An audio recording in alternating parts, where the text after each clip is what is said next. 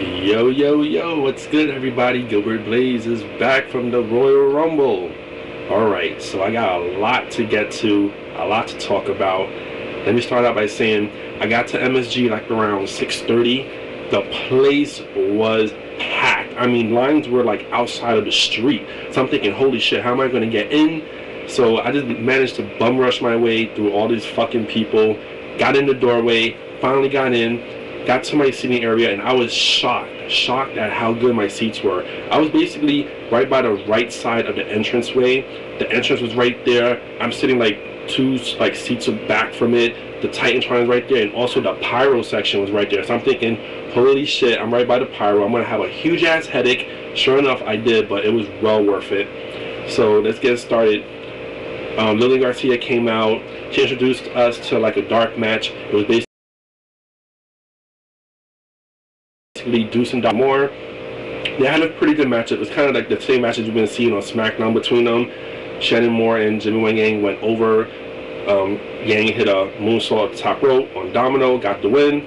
It was a good start to like get the crowd all hyped up. The crowd was just fucking going ballistic throughout the whole entire night. I mean, everybody kept chanting for the Giants, let's go Giants, and that shit was like, it was just off the whole night. Like the New York crowd always is excited. You know, New York loves wrestling, and we always show respect to wrestling. So no doubt, every time they go to MSG, the mecca of all sporting arenas, you're going to hear the best crowd reactions ever. So now let's get started to the Royal Rumble. Ric Flair versus MVP. I gotta say, I wasn't expecting a lot out of this matchup.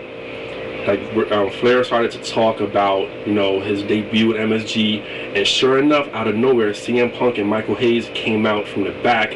A lot of people didn't see that, but I caught CM Punk, so they wanted to hear his speech live, I guess.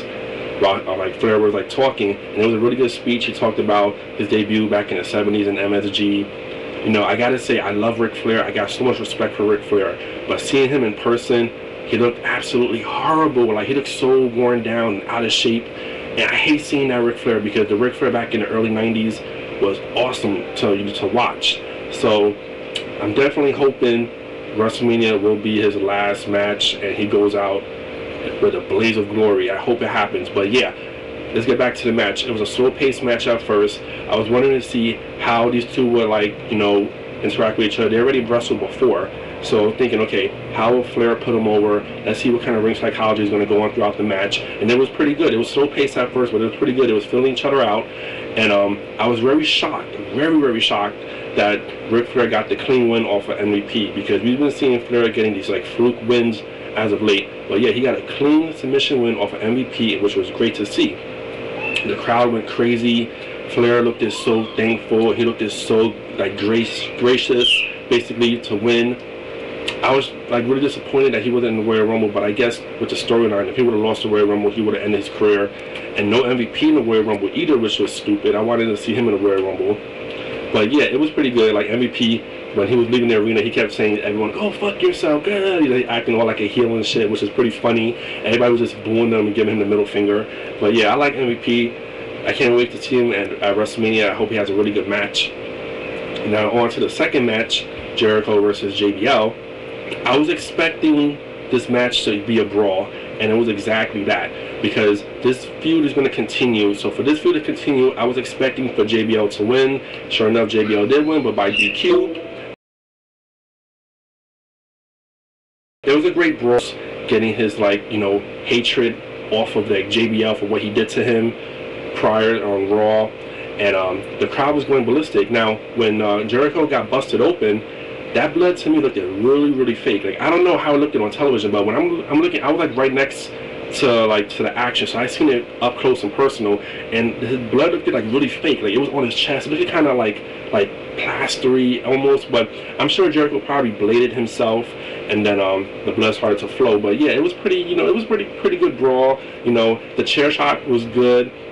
When Jericho went on top of the announcer table and had like the rope and was choking like JBL, the crowd was going crazy. They were loving it. You know, New York loved their violence. It was pretty good. So yeah, I expect that feud to continue up until WrestleMania. So it was what it was. It was a good brawl, a decent brawl, and surprisingly, neither one of them was in the Royal Rumble either. I'm like, wow, they wasn't in the Royal Rumble. So next match, our first title match, Edge versus Rey Mysterio.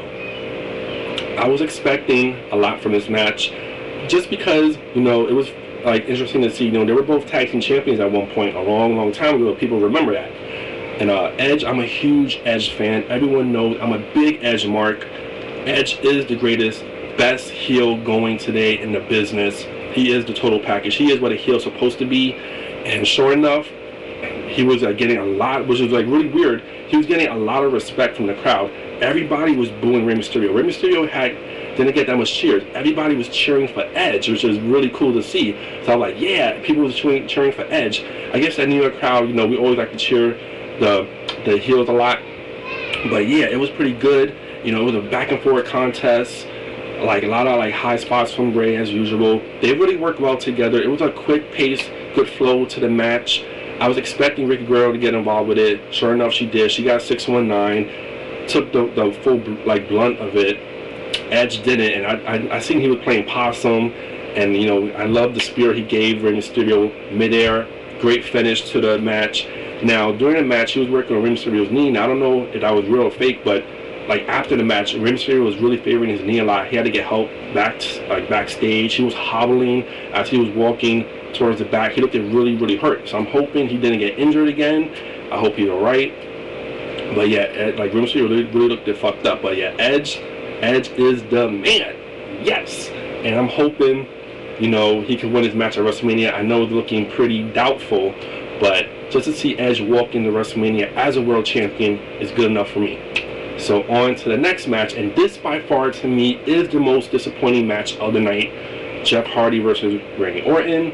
I expected so much out of this match. It had such a great build-up, and to me it felt flat. It was flat. The whole crowd was buzzing for Jeff Hardy. So many people in the audience were dressing as Jeff Hardy.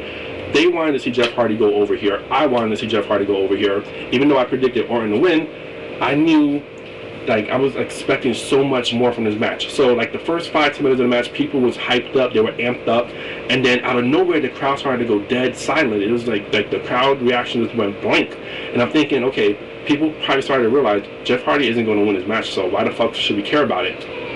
And sure enough, like the match was like slow pace at first, and not until Hardy did the whisper in the wind, that's when the crowd started to get, you know, picked up again. And then when he did the moonsault off the top rope on the outside floor, people was chanting, holy shit, holy shit. So it was like the crowd wasn't that much into it. It was like back and forward, but until Jeff Hardy started to do a little high spots again, then that's when it got into it. But then out of nowhere, RKO, bang, 1, 2, 3, you're done. I mean, that match was too short, from my opinion. It should have gotten like at least like 10 minutes more, and it didn't. So I was disappointed with that.